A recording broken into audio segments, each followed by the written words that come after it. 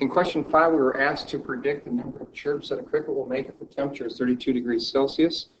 This is one where you had to use your technology, either your curve fitting tool and your calculator, or you could use your computer, and we suggest that you use Wolfram. So what I did is I put all of these data points in Notepad++. But one of the things that we should probably recognize is that the temperature are inputs. When I give you a temperature, it gives you an output of number of chirps. And if you look at your final question, you want to ask it, if I give it 32, what will the output be? So these are going to be the inputs. And the inputs come first in order pair, and the outputs come second. Now, you do have a little flexibility. You can switch them around, but you just have to make sure that you follow through with your final question here if you do that. But I'm going to use that with the temperature as the inputs and the chirps per minute as the outputs. So if I do that, then I've got to put in all these order pairs, and I got them listed here in the Notepad++. These are the order pairs that we type in. Remember, you got to have them in face brackets, the order pairs separated by commas. So if you get them data entered in correctly, then what you want to do is you want to take and copy those and then paste them, copy and paste them into Wolfram, which there is a hot link on my webpage for that. So I'm going to Control-A, get rid of all those by pasting in my new values, and then I'm going to submit.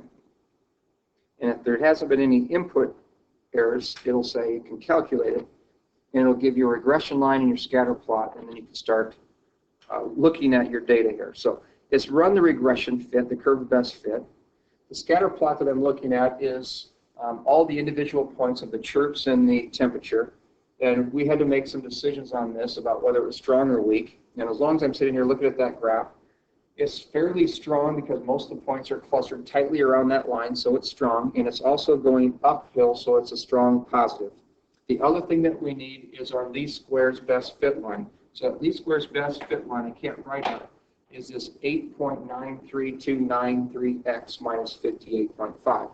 That's what we're going to need to use to put in to our line of best fit. So one of the things I'm asking you for, what is the line of best fit that's coming from a graphic calculator?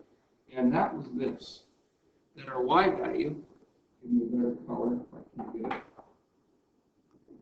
that our y value, our output would be equal to, and that's really our chirps would equal 8.9, it's a round to the nearest hundred, so 93x minus 58.5, and that was already rounded to the nearest, or came out evenly at 58.5. So that's our best fitting curve. We said it was a strong correlation because they were pretty tight, and it was positive because it was going uphill. Now, how many chirps will the cricket make at 32 degrees Celsius? So my number of chirps is going to be equal to 8.93 times whatever temperature it is minus 58.5. Well, the temperature that we're looking at is how many chirps will it make if we have a temperature of 32 degrees Celsius, then minus 58.5. So we just have to go and run that calculation. So I'll pull up the graphing calculator and we'll clear that. And we'll take 8.93, we'll take it times 32, and then we'll subtract from that our 58.5. And it gives us approximately 227.26 chirps. Cancel that. So our number of chirps should be approximately 227.26. Well, theoretically, in that time, it's really only going to do 227 chirps. If you want to count a partial chirp, I'm not sure, but we're using our best fit curve to make a prediction of how many chirps that thing will be making at 32 degrees Celsius. So it's going to be a busy cricket.